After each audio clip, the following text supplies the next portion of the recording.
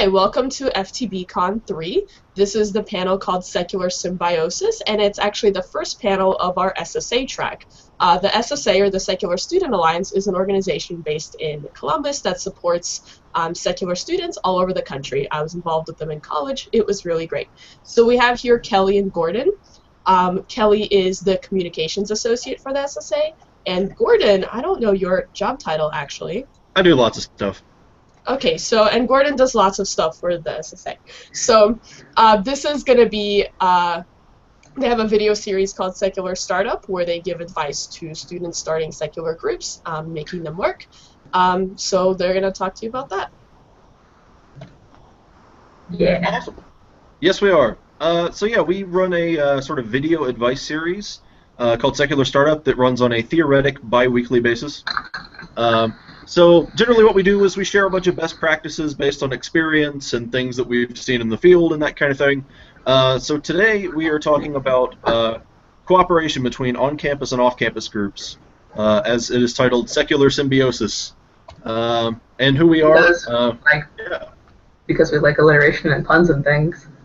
Exactly. So, Kelley, tell people about who and what you are. Alright. I am Kelley Freeman. I am the Communications Associate for the Secular Student Alliance. I've been working for them since October, although Gordon and I have been doing this for about a year and a half now, which is super weird. Mostly what we do a once-a-month monthly update that kind of gives the state of the Secular Student Alliance and upcoming events for that are pertinent to affiliate groups. And then theoretically, we do a once-a-month video that's just general topic. This month we'll be talking about how to do media because students need to learn how to do media, and it's cool. Yeah, so we're going to talk about why cooperation is important and what groups have to gain from it, because you have lots of things to gain from working with, well, students have lots to gain from working with off-campus groups, and then off-campus groups have lots to learn from SSA affiliate groups because, well, we're really good at what we do. Yeah, and for perspective, for anybody that's not aware, me and Kelley are both staff at SSA, but we also were students at one point in a distant past. We both led SSA groups. I led one at the University of Alabama, and she led one at the University of South Carolina. So we have a lot of experience running student groups and doing this stuff in an actual, like, real setting and stuff. Yeah. It's kind of our thing. Yes. Yes. So we kind of know what we're talking about sometimes. So that is who we are and what we do, and we do what we do, and let's move on. So we're going to talk about a handful of sort of related things here. We're going to talk a little bit about just why cooperation is important and what groups have to gain from it. Then we'll go into just general best practices. If people are interested in reading along, I based this on a resource we recently launched that you can find at secularstudents.org/secular students in community, or secular students in community, depending on how you want to look at that. Ha! Yes. So, and then at the end we'll open the floor for Q&A if there's any questions. There should be plenty of time for that, and we love doing that sort of thing. Yeah, we're better at answering questions sometimes because we're good at extemporaneous speaking or whatever. I don't know. Anyway, continue. Why would you work with a campus group, Gordon? I mean, honestly, I have no idea. No, as far as from the off-campus perspective, there's a lot of good reasons to work with campus groups, and I've got a handful of just off-the-cuff reasons here, but we'll go into more as we get deeper into the talk. The first one is probably the one reason I get a lot of questions about how do we work with student groups is because a lot of off-campus groups have trouble attracting youth. And working with campus groups on colleges, high schools, etc., those are usually the young people, and that is a demographic that off-campus groups are usually really needing. So that is one definite benefit of cooperation, because having young members is going to help other members show up, and working with a campus group is one of the best ways to be able to reach out to that population. Yeah, basically, if you the more young people you have, the more young people you will accumulate. It's like, if you build it, they will come, so invite them, bring them in. Bodies are good, and not in a creepy way. Yep, and that actually brings us to another benefit here, is actually the fact that students have, like, physical bodies, because when you have big events, you need actual physical people to be in seats and such, and student group peoples are people just like everybody else, and if you're advertising to them and working with them, you have more bodies that you can potentially put in seats. Yeah, I mean, if you have 150 people there and then like 50 students show up, now you've got 200 people. What? Because students are real people. Promise. They are. Yes, we know. The next one is a pretty obvious benefit that I don't think it's actually used quite as much as it could be. There are some real awesome co-hosting benefits of working with a campus group in your area. For those that aren't aware, campus groups get a lot of interesting breaks through their universities usually. This includes free meeting space, usually some institutional funding through like a student activities fund. So if you work with them, theoretically you can not pay as much for speakers and cool things like that. Also, if I know that off-campus groups usually have a lot of trouble finding adequate meeting space for events, and campuses are just covered in them. Auditoriums, stages, and all that sort of stuff. And usually student groups can get them for no charge at all, which is a pretty good deal.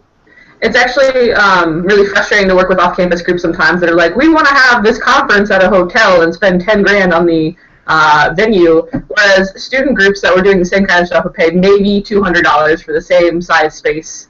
And that's just wasteful, and there's like a lot of really good cooperation opportunities there that were just like passed up because, I don't know, off-campus groups didn't want to work with students despite the really awesome benefits that come along with it. Yep, that's a thing. So yeah, work with students. Yes, absolutely. To turn this on its head, from the student group perspective, why work with your greater community groups? And you can probably tell already there are a couple of cross-interest things here. Obviously, just like with community groups, student groups need bodies and seats when they hold events. And just like with community groups, co-hosting can have huge advantages, not just because the off-campus group can bring bodies to events, they can also help promote in the greater community, and just cool things like that. Also, sometimes off-campus groups have some money that they can contribute to events, and sometimes that school funding won't cover everything, so can't hurt. The great thing about working with a student group is that if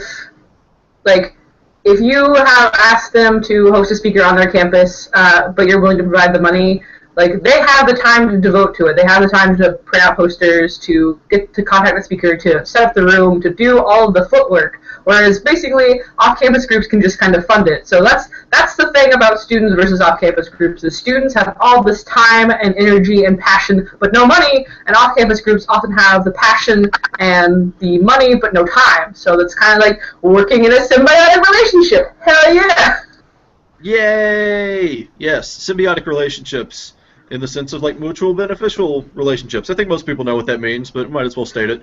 As far as other cool stuff from the student perspective, connections. This is something that I think maybe students don't think about a lot, but people in off-campus groups usually will have contacts with local charities and service organizations. Obviously, there's potential financial support there, and they might just know businesses, and who knows what. You might have some serious benefits from knowing and working with your off-campus groups. Yeah, and this is, I think, something we are trying to push a lot more since we have a lot of, excuse me, the Secular Student Alliance, oh my god, the Secular Student Alliance is now about 15 years old, so we have a lot of alumni that are reaching their mid to late 30s, which is really cool, because now those networking opportunities can turn into like working with alumni. Also, you won't be in school forever, which I know that kind of sucks, because school is awesome, usually. So you want to stay involved in the movement after you graduate. You want to do the same kind of things with like people that are also like your age, because you don't want to be in your mid-30s necessarily hanging out with 20-year-olds all the time. I hope not. But working with them is really cool. So yeah, alumni should get involved in off-campus groups so you have that community to transition to when you graduate, and that's exciting. Absolutely. And I think the biggest reason why cooperation is a generally good thing for off-campus, on-campus groups is that a united, cohesive, secular community for a local area is going to be just generally more powerful, and it's going to be able to represent the entire community of non-theists, etc., in an area better, when it's one united, stronger voice that can come together when the need arises. Often, our Secular Student Alliance affiliate groups are 1/3 of a coalition of reason, and you have to have at least 3 groups in an area to have a coalition of reason. So, yeah, student groups do contribute to their greater campus community and their local community because they are people, and they do that kind of stuff. Yeah, United Coalition of Reason is actually another great incentive for like cooperating with other groups. And then I think you need 3 groups in a television media market, and they will form a United Coalition of Reason for you. They'll do leadership training for you, and then theoretically put up a billboard. I know one just launched on the Alabama, Mississippi, bits of the Florida Gulf Coast, and that involves a bunch of our SSA groups down there, which is awesome because there's a lot of awesome promotion to happen from that. Yeah, working together to get media coverage for all of your groups is great. Yep, it's pretty rad. Yep. So, now, again, if anybody wants to follow along, it's secularstudents.org/secularstudentsin-community or secularstudentsin-community. So, know how to find secular student groups. This resource, again, is catered How do you do that? off-campus groups. Yeah. So, how to do that? The easy answer is that if the student group already exists, high likelihood is it's listed on our affiliate listing at secularstudents.org/affiliates. It's a pretty handy list that's organized by state, and if the group exists, it's probably there. Yep. Sometimes we miss them. Sometimes the school website, you can find. If they are not affiliated with us, but they are still an organization, you can check your local university's website for a list of student organizations. Sometimes they're there, sometimes they're not. Well, usually they're there, but sometimes the university website's really hard to navigate. But enough digging, and you can come across it. It's a little bit harder when they're not an affiliate, a branded affiliate. So if they're like Postfarians, the University of South Carolina, instead of the Secular Student Alliance, you may not think to look under that name because, well, that's a weird name for people to search for you by. But you can usually kind of go with atheist, agnostic, freethinker. That kind of name will usually come up. With them being, and it's also hard to find them sometimes because they can either be under religion or interest. It depends on how their school categorizes them. So it may take some time to find them on the university website if they're not affiliated with us, but hopefully they are. Yeah, it can be pretty complicated to try and find stuff on the university website for all those reasons you mentioned. Something that I get asked about a lot is what to do if there isn't an SSA group and you have a number of schools nearby, and there's a lot to go into on that.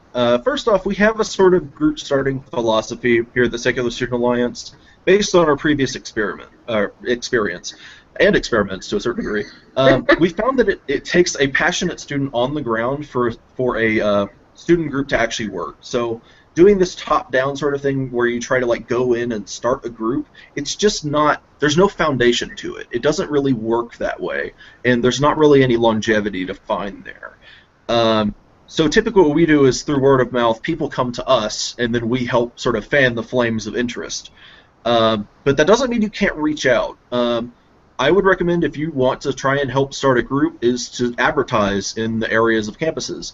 Usually campuses have a handful of public announcement boards, as do local hangouts like coffee shops, and sometimes school papers will offer advertising space. Those are all ways you can potentially reach out to a student population on a campus when there isn't an SSA group. Yeah, it's a good idea just to be like, interested in starting an atheist group on campus? Come meet us at this coffee shop at this time on this day, and if students show up, then A+. That's a good way to start it. I think if you do that, you should bring some information about the Secular Student Alliance, which you can totally contact us to receive. We have brochures and flyers and all kinds of cool stuff for that. So yeah, poke us for ideas is basically what we're saying. It's kind of our thing. We are professionals at doing this. Yep. So, the next thing is approaching student groups with kindness and respect. I think that this should be pretty intuitive for any sort of organization you want to approach for cooperation, but I think it should still be kept in mind because sometimes that doesn't happen. It's just one of those things that you should always consider when trying to work with anyone, just anyone ever. Be aware of ageism, I guess is the best way we're trying to say this. Yeah. Don't assume that because these students are 18 or 19, they don't know what they're doing or that they're idiots. It is often the case in a lot of areas that the Secular Student Alliance affiliate groups are better run than the off-campus groups. I mean, that's not to say that all off-campus groups are terrible, but, I mean, these students a lot of times know very much what they're doing, and they do it really well. I mean, Gordon and I are examples of that. Yeah, it's just one of those things that we'll talk about this a lot, the sort of ageism and sort unintentional a lot of times condescension towards student groups. It'll come up a bit in this talk. Mm-hmm. Yeah. So, you want to take the next one? Sure. We also want you to embrace differences, but respect boundaries. I mean, there are going to be organizational differences. That's just a matter of fact. I mean, some groups, some secular student groups may be, like, very lackadaisical, very, like, laid back in how they run their organization. They may have different focuses. They may be much more of a community group, and you may be much more an activist group, or the other way around. A lot of our campus groups are very activist-focused, whereas the off-campus groups are more of a meet up and drink kind of group, which most of our students can't legally do. This isn't a bad thing. It's just like don't try to bend them to your style. Different styles suit different people and different populations. So yeah, respect those differences, which brings us to the next point. Be fair. Yeah, student groups get a lot of resources from the school. You should work with them. You should want the relationship to be symbiotic. Again, not parasitic. You don't want to suck these student groups dry because basically we're saying, like, don't exploit them and don't try to conquer them.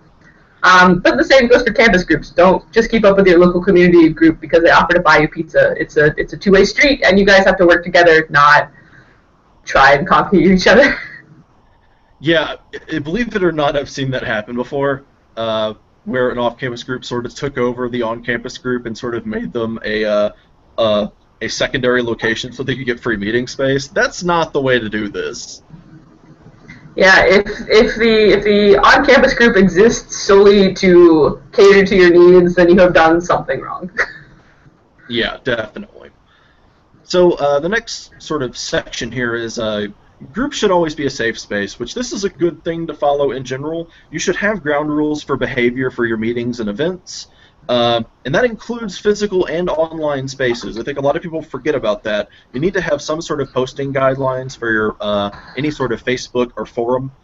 That's just, you need to have some sort of guideline for moderation so that you have something to point to when somebody violates it.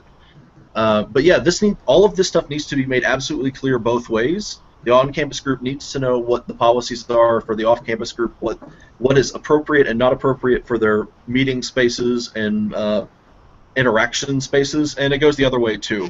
And this needs to be absolutely explicitly laid out. You don't want people to not understand and cause disruption at, like if a campus has a recovering from religion meeting or something, you don't want somebody barging in there that clearly is not for that meeting. Yeah. So basically, we are saying talk across, not down. Community groups can especially be bad about this, unintentionally. You shouldn't look down or condescend to groups because the leaders are young or because they are a student group. It'll affect your perceptions and your attitudes, and generally bad practice. For instance, the SSA language standards forbid us for referring to students as kids, for example, because, that could be condescending, because they are, in fact, adults.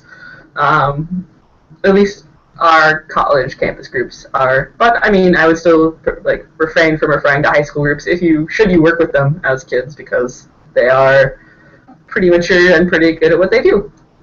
Basically, think of this relationship as one with your peers rather than you trying to be a mentor to the campus groups, because they like to do what they're doing. If they are interested in receiving advice, they will ask for it, I think, is the best way to go about that.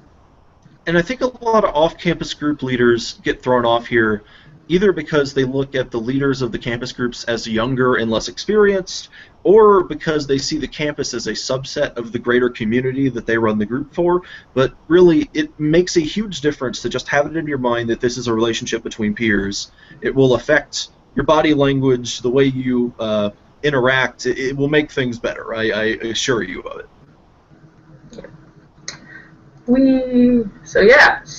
I think we're going to move into some other things to keep in mind when you're working with campus groups. Yeah. Scheduling. Scheduling can be complicated.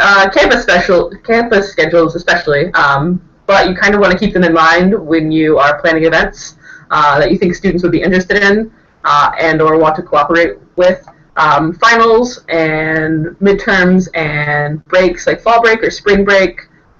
Major sporting events like football games, Well, at least in Colombia, they kind of make everything else much more difficult if they're home games. You're like, well, okay, it's 6 p.m. on a Saturday. We want to have this event. And, oh, wait, there's a USC game going on at the same time.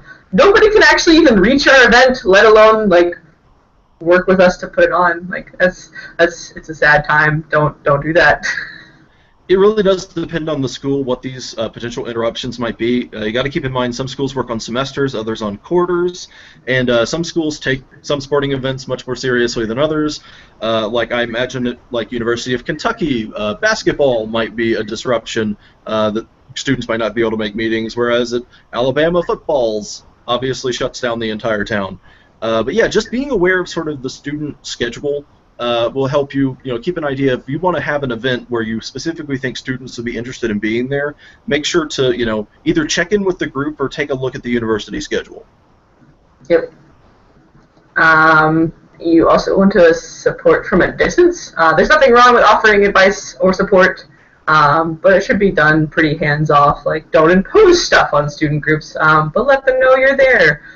This is the same philosophy we operate on at the National Secular Student Alliance, at least in regards to relationship with our affiliates. We are not oppressive and really hard on our affiliates. We're just like, hey, look at all these resources we offer you. Use them. And then, if they want to use them, that's up to them. And sometimes that doesn't work out in their favor, but we like to think that we keep as many affiliates as we do because they continue to use the things we offer them. Yeah, we want to see them succeed and do cool stuff, so we keep our door open for support, but we don't try to run their groups for them. That is very hard when you are several hundred miles away from them. Yeah, it is. It's also hard. It's not efficient either, but it's also not a good idea. Yeah. So something that I think is really important, and one of the key things that I've seen tear relationships between on-campus and off-campus groups apart, is the fact that you have to be patient. Essentially, keeping an open invitation both ways for events. Like, off-campus groups tend to get really frustrated when they repeatedly invite students and post about their meetings, and then students don't show up. But there's some things you got to keep in mind there. Campus bubbles, you might have heard of this term before, they're definitely a thing. Because student schedules are really volatile, they've got to be on classes at weird times, and it's just generally hard to escape that bubble of the campus community sometimes. Part of that's because some students don't have easy transportation to get off campus. Not to mention all of the sort of social stuff is structured to keep you around that area. But yes, in general, it's just you don't want to get angry at the students for not showing up consistently. You've got to keep a pretty level head and a lot of patience. Likewise, for the students, you've got to be aware that the off-campus people aren't always going to be able to make it to your events, because as everyone should know, parking on campuses is just poop. And they can be incredibly difficult to navigate. They're very labyrinthian sort of creatures, these campuses usually. So it's also pretty likely that off-campus people will not always make it to on-campus events. So this sort of mutual understanding has to be there, and a lot of patience has to be there for both ways. Just keep the open invitation there and keep inviting them, and eventually they might be able to come, but don't expect them to make it to all of them. Yep. I'm going to skip the leadership transitions, and you can talk about embrace the differences. So yeah, student groups transition really quickly. Turns out that people leave college usually after about 4 years, but unless they were leaders as freshmen, they won't even be leaders that long. So yeah, new leaders bring new ideas and new tones. So if your campus affiliate group has had a leader that you did not get along with in the past, keep the invitation open, keep trying, reach out. Some leaders will be more interested in this cooperation than others, but be aware that things tend to change fast with new leadership. So this too shall pass, as it were. For students, you have to make sure that new leaders know about the off-campus group and who to contact. The nice thing about community groups is they have some sort of consistency, like the leadership will not transition month to month, year to year, as quickly as it will for student groups. So that can be a nice resource of consistency, of memory, of things to, like, hey, maybe you have a really awesome off-campus group that is willing to, offer you storage for all of your tabling supplies. Like, that's something that can get lost in the mix of transitioning between leaders, and if you have an off-campus leader that is willing to hold on to that stuff for you, that's great. as long as you, like, you know, inform your next leader that the off-campus leader has it. Yeah, things to keep in mind. Yep, absolutely. So next thing I have is another sort of embrace the differences, but in a different way. Particularly in the fact that group members typically have a number of different specialties. In particular, I'm referring to things like having the capability to do design work. Usually it's a pretty even number of student groups that at least I've had experience with. Somebody knows how to use at least Photoshop. And that's the sort of thing that you might not have somebody in an off-campus group that knows how to do that. And on the flip side, you might have people in the off-campus group that might have connections with organizations like United Way or other volunteer organizations the student group might not have. So by combining the powers of the two groups, you might have a lot of people with really cool specialties that can help both organizations. Yeah, and that's pretty cool. Yeah, so ultimately, cultural communications is a good thing to keep doing, and you should talk to your off-campus group or your student group. Know how the other party is easiest to contact. Communication is really important, and you need to be clear on what mediums works best for interaction. Most students hate talking on the phone. Most adults seem to prefer it. So, yeah, this could make it seem like it's at an impasse, but that's why you communicate about the best way to communicate for you.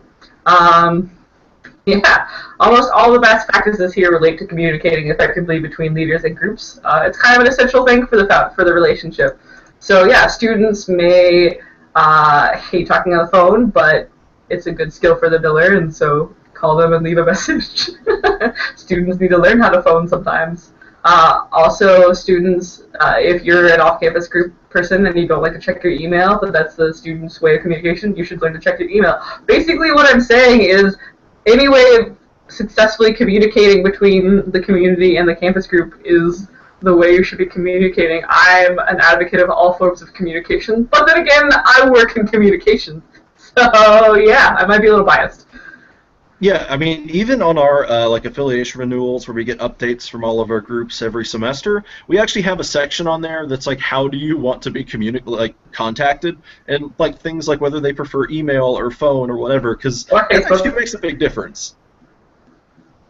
Yeah, Facebook can also be like the primary way of communicating for some groups, especially if all they have is a Facebook group. They don't have an email list or a web presence. They just have a Facebook group or a Facebook page. But we really recommend you have both a page and a group, just FYI. Yeah. So the next thing is something we've actually talked about before when we've talked about working with between on-campus groups, and that's having a liaison officer. So basically this is the idea of having somebody who specifically is a position for maintaining the relationships with other organizations. So usually we talked about this in the sense of like, you know, communicating with like your LGBT group and your like student Democrats and etc., like progressive groups. But a liaison officer can also be massively effective for both on-campus and off-campus groups to make sure the relationship between those two groups stays consistent and existing. It really does help to have one person in charge of this so that it doesn't get sort of tied up and with different people. This can also be helpful for an off-campus group if you do happen to have a recent alumni or somebody who's just younger and might know more about kids these days, might be able to identify better with the student group. But in general, as long as you've got somebody dedicated to it, I think it makes a pretty significant impact and difference on the ability to reach out to students in general. Definitely. So, yeah. That's all some cool things. Now we're going to point out a few notable off-campus and on-campus interaction examples because that's a thing we keep up with because we're creepy and we watch what people are doing. I don't know, maybe we're not creepy. I hope we're not creepy. Anyway, for the last few years, the Triangle Free Thought Society in North Carolina, like the Durham, Raleigh, Triangle, I forget the other city there. Chapel Hill. Okay, Chapel Hill. Sorry. Is a really, really great community group led by Harry Shaughnessy, who is also on our board. It's also on our board. Sorry. Who's also on our board of directors, and they have been working with the off-campus groups. First year at Eastern Carolina University, then North Carolina State, and this past year it was at the University of North Carolina, Chapel Hill. They've been putting on the Carolina Secular Student Summit, which is a student conference for leaders of the campus affiliates in the Carolinas region. And it has actually turned out to be one of my favorite conferences to go to because I really like networking with all the student leaders and the really great things they've been doing. And next year it's at UNC Greensboro, right? I believe so. Yeah. So that's really cool. And the Triangle Free Thought Society has done a lot of great work with providing funds, providing off-campus resources to these organizations, to these student groups. And kind of a level of consistency, even though the conference moves around, there's always Triangle Free Thought Society helping out, working with them. So that's one way that off-campus groups can get really start good relationships with student groups in their region by reaching out to them and be like, hey, we heard about this really awesome thing that Triangle Free Thought Society is doing up in the Carolinas. We'd love to do something like that here. And it's being used as a model in California. So sometime in October there will be a California Secular Student Summit, CS3, on the other side of the country, which is really cool. Yeah, and I think this is particularly a great example of sort of that supporting from a distance. Triangle Free Thought, they offer a lot of volunteers for making sure it is organized, and it provide a lot of the funds for it, but it is by no means like a recruiting or a Triangle Free Thought domineered event. It's definitely there to support the students and to try and help them be better organizers.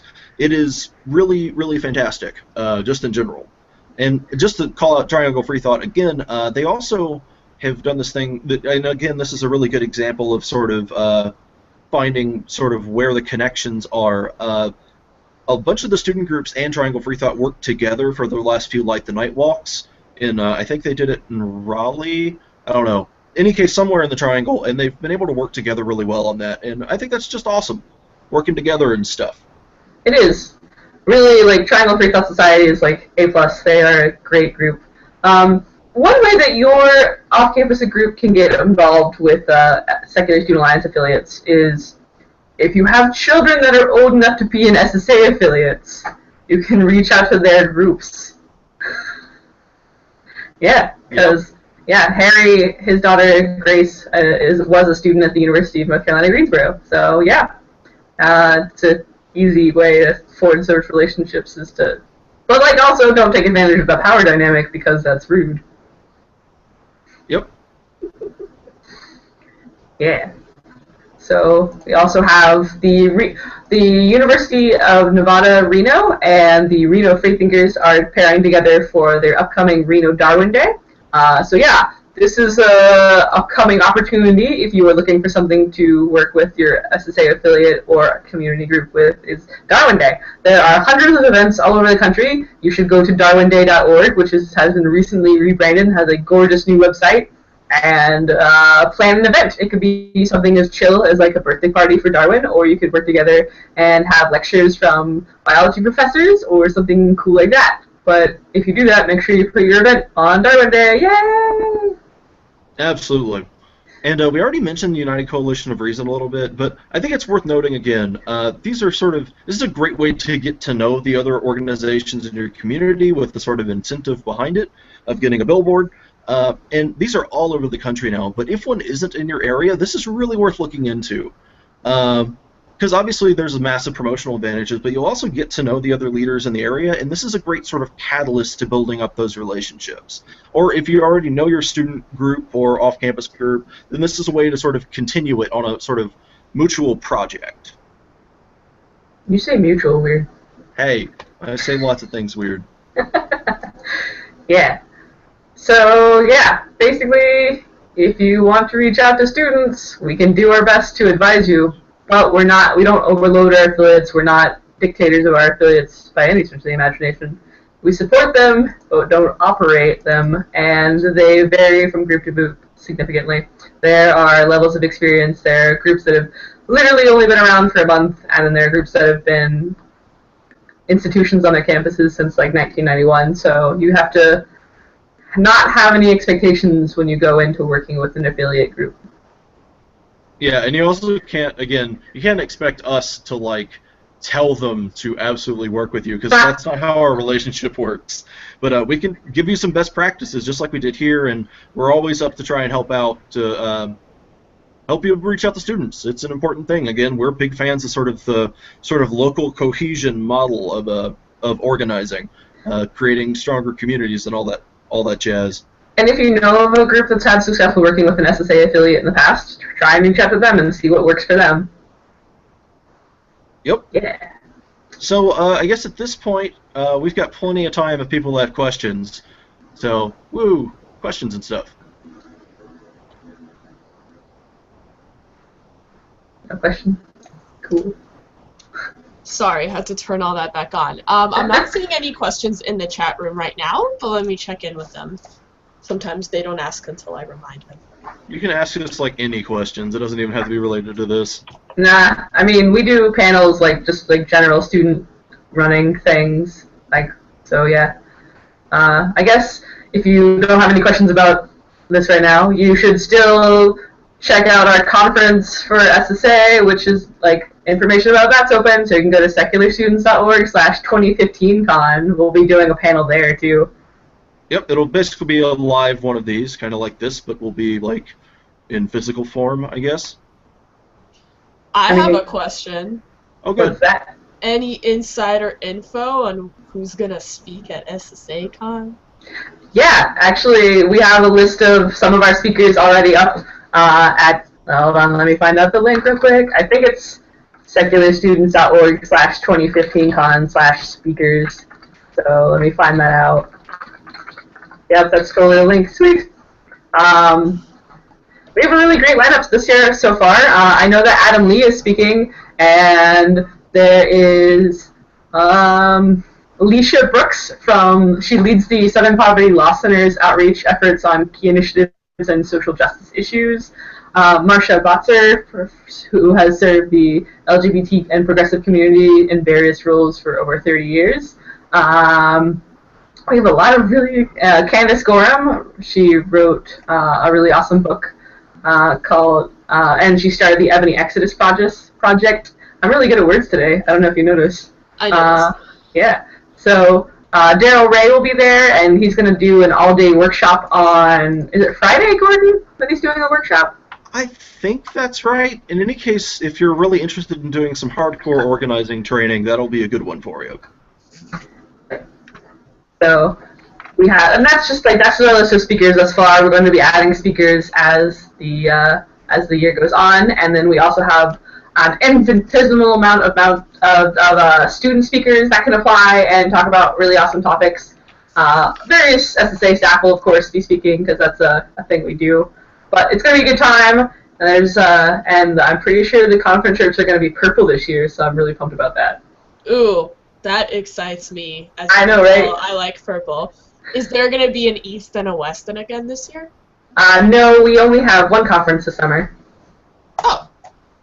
Well, that's more convenient. I remember always being so frustrated when there were, cool speakers at the other conference. I was like, darn it. Yep, we just have one this summer, which means we're going to go all out for it. While we don't have any other questions, is there any other upcoming SSA opportunities or events or anything that you guys want to plug? Liz Liddell and Kara Zelaya and I will all be at Creating Change in Denver next month if people want to come say hi to us there. Liz and Kara will both be on panels and doing talks, and I will just be tabling, but you can still come say hi to me because I'm cool. Allegedly. I am not allegedly cool. I'm actually cool. Rude. But, yeah, I guess Darwin Day, obviously we're encouraging a lot of student groups to do that. Yeah, that's all the cool things. Yep. And I guess stick around today because all these other people are doing panels and whatever, but yeah, I'm sure they'll be interesting or, whatever. We have lots of panels from our SSA staff today. We have Kara doing one with Dan Pemberton, who is our Southwest RCO, and he's They are talking about political activism with students. Kara's talking more about working with off-campus groups, but from the student perspective. And Liz is talking about Christian privilege, and I think And Neil's just all over this conference. Yeah, Neil is just like all up in this conference's grill. So I'll actually plug the secular safe zone training that Pete is doing. I believe That's it's in it's not the next talk, but the one after that. And I did that actually in person at an SSA conference once. And even though, I mean, I've already been an atheist for a long time, and I work as a counselor. But it was still really useful because it was the first time that I was receiving information that was specifically about how to support secular young people, because that's something that gets left out a lot. So we talk a lot about in college we have trainings for LGBT safe zones and things like that, or anti-harassment trainings or whatever, but as always, secular students get to sort of get left out of that conversation. What particular needs do they have, and how do you support them as, a teacher, or as maybe a fellow student, or someone in a position of authority to affect change and create a safe space. Yeah, I really appreciate our Secular Safe Zone program, and Pete is a delight, and if you haven't met him before, you should attempt to, because he's just so delightful. Right. Awesome. I guess that's all. Yeah, for I'm this not week. seeing any questions, so if you guys are ready to wrap up, any last thoughts or comments or bits of advice? Secular Startup does this twice a month. We like to talk about things that are cool and hopefully very helpful, and you can always get in contact with me and Gordon on Twitter, via email, on Facebook. We're very receptive to people asking questions, so if you don't have any questions now, but you do later, keep track of our names and Google us, because we're easy to find. And of course, yeah, note Kelley's spelling of her name. If you want to email her, it is Kelley at secularstudents.org. And mine, although we've established that this redirects to me, you can actually spell my name Godron, and it'll still get to me. So if you want to send me an email to Godron at secularstudents.org, it'll work. I think Kelley might redirect to me, or if it doesn't, it should. I'll find out. Yeah, names are cool. Yeah. Okay. Well, thank you both so much for joining us today, and I hope to see you around for the rest of the conference. Thank you all for Thanks watching. for having us. All right. Yay!